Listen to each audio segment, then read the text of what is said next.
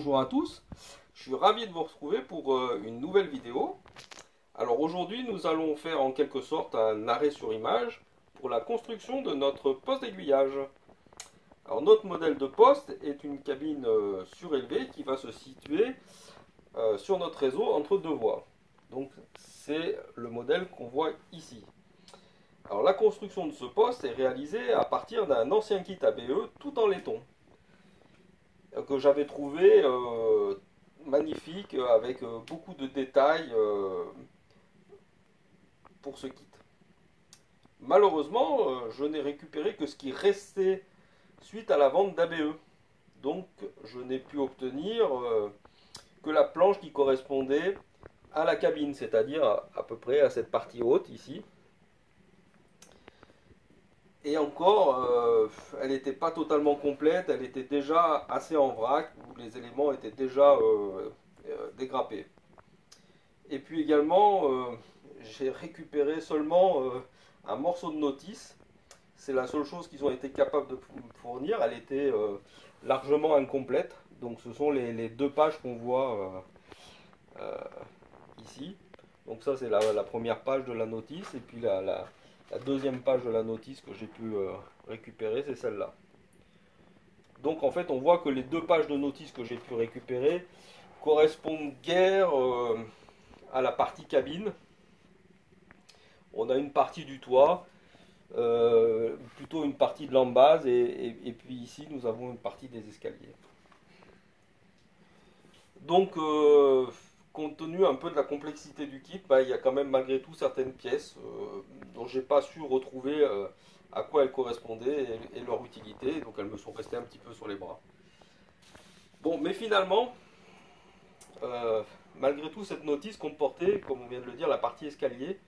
Et cette partie escalier, heureusement, je l'avais acquise auparavant à partir d'un autre kit ABE, car j'avais trouvé que les escaliers et les échelles qui correspondaient à ce kit étaient également magnifiques, et je pensais bien que ça pourrait me servir un jour.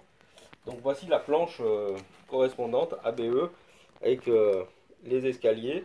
Donc là encore, c'est une planche tout en laiton, hein. Donc on peut voir ici les différents éléments avec les différents types d'escaliers. Mais malheureusement, cette planche ne comportait pas de notice. Et donc, heureusement, finalement, en combinant les deux kits, j'ai réussi à finalement avoir la notice qui va bien pour les escaliers. Car là encore, il y avait une ou deux pièces qui n'étaient pas forcément faciles à comprendre, savoir où elles allaient.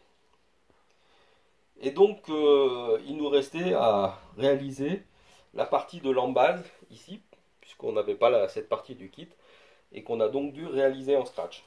Alors voyons maintenant ce que ces différents éléments donnent. Hein, hop. Alors ils sont pour l'instant ici réunis, mais non encore assemblés, hein. Il faut au préalable finir la partie intérieure du poste qui elle sera présentée dans une autre vidéo. Donc voyons voir si on fait un petit tour.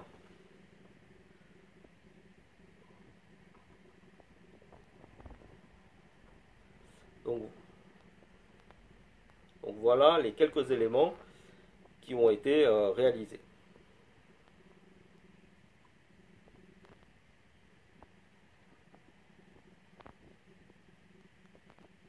Voilà, alors maintenant nous allons regarder élément par élément, voir ce que ça donne. Alors hop, on va commencer donc par l'escalier. Donc c'était le kit en laiton de chez ABE. Alors qui s'assemble relativement bien par soudure. On suit à peu près la notice. Il faut faire un montage un petit peu rigoureux pour pouvoir assembler les escaliers.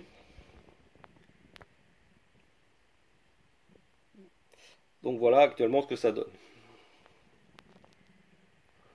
Voilà. Alors maintenant la partie cabine.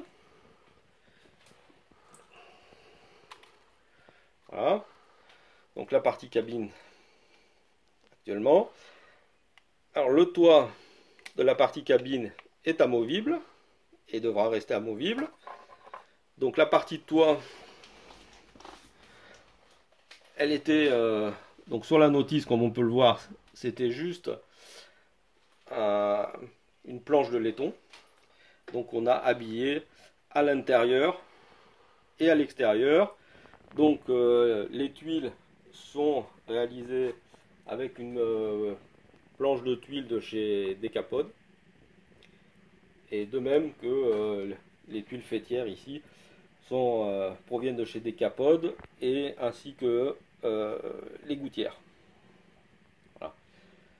Donc on a réalisé à l'intérieur, puisque notre poste d'aiguillage va correspondre plutôt aux années 70. Il sera en cours de transformation entre des aiguilles mécaniques, entre un poste mécanique et un poste électromécanique. Donc on n'aura plus de système de chauffage avec un poêle. Donc j'ai transformé la partie cheminée de façon à faire plutôt apparaître un système de ventilation intérieure. Alors on doit avoir pour notre poste, le toit doit être amovible et doit se maintenir assez fermement en place, car notre poste va pas rester forcément toujours dans la position verticale tel qu'il est, mais le réseau doit pouvoir se ranger à l'horizontale. Donc voilà, il faut que ce toit tienne bien. Donc pour ce faire, nous avons mis des petits aimants ici de chaque côté pour l'instant, qui ont été insérés. Et puis on a inséré des éléments un peu plus importants, des aimants un peu plus importants à l'intérieur de la cabine. Donc on voit ici un de ces aimants qui va faire partie finalement de l'horloge, et puis on a inséré un autre aimant ici dans une partie on va dire qui peut représenter un élément carré, voilà. Donc voici actuellement donc la toiture qui a été peinte et patinée. Donc on a utilisé aussi de la peinture Decapod tuiles pour repeindre ce toit, et puis on a utilisé des produits AK pour faire la patine. Voilà. Alors également on a monté ici à l'intérieur 2 tiges en fer qui vont permettre aussi d'être couplés avec 2 aimants un peu plus forts qui vont aussi maintenir le toit en place, en plus de ces 2 petits aimants. Alors voilà pour la partie toiture. Donc la partie cabine, alors évidemment l'intérieur pour l'instant n'est pas du tout finalisé, il est toujours en cours de montage. Voilà, donc on aura une horloge ici qui sera en fait rétro-éclairée. Donc ce sont les fils qu'on voit ici de la LED correspondante. Sinon la peinture, donc on a peint les briques avec différentes couleurs rouge brique de chez Decapod. La partie montant en fer a été peinte en gris anti-rouille foncé de chez Decapod aussi. Voilà, on a fait tout un système de patine, et puis on a fait la jointure entre les briques en utilisant le plâtre de chez AK, donc mélangé dans les bonnes proportions avec de l'eau, et puis nettoyer successivement. Voilà, ça donne du joint qui remplit correctement en fait le joint entre briques. Et puis ensuite on a fait toute une patine avec les produits AK et aussi des huiles de chez Abteilung. Alors la partie cabine à assembler qui était tout en laiton, je recommande pas forcément à tout le monde, car ça a été très compliqué pour nous. Car pour faire ça, il faut en fait un fer à souder assez puissant.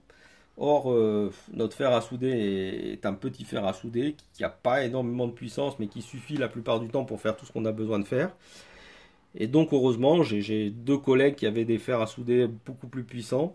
Et donc, je remercie mes collègues Christophe et Jean-Luc qui m'ont prêté un fer à souder assez puissant pour pouvoir faire la soudure de cette partie haute, de ce kit en laiton.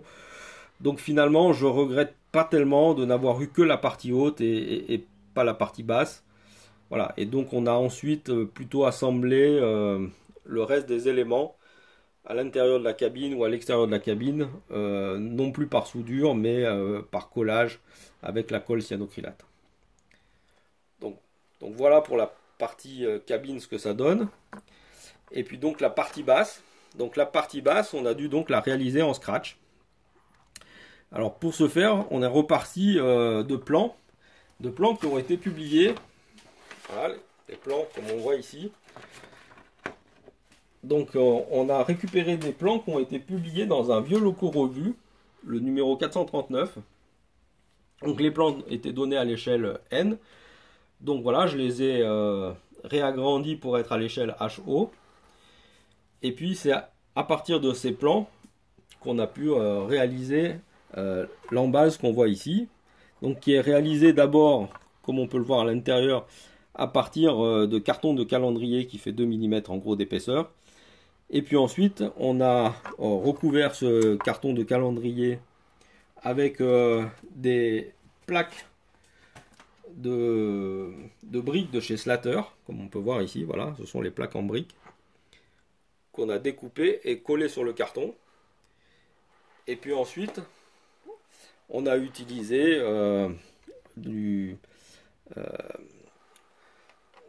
des éléments plastiques de chez Evergreen pour faire toute la membrure, la nervure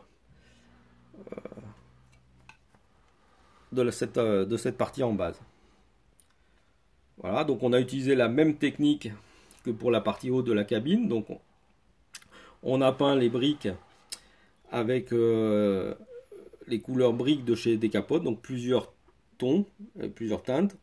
Et puis on a rempli les joints, toujours pareil, en utilisant le plâtre de chez AK.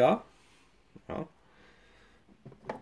Alors contrairement à la partie cabine où on avait appliqué une sous-couche de gris, ici on n'a pas appliqué de sous-couche car ça nous permettait en fait en frottant suffisamment pour enlever le plâtre, éventuellement à certains endroits de récupérer une teinte encore différente de celle de chez Decapod qui était la teinte d'origine des plaques de chez Slater, qui est aussi une couleur brique intéressante. Voilà, donc on a comme ça pu varier beaucoup les teintes.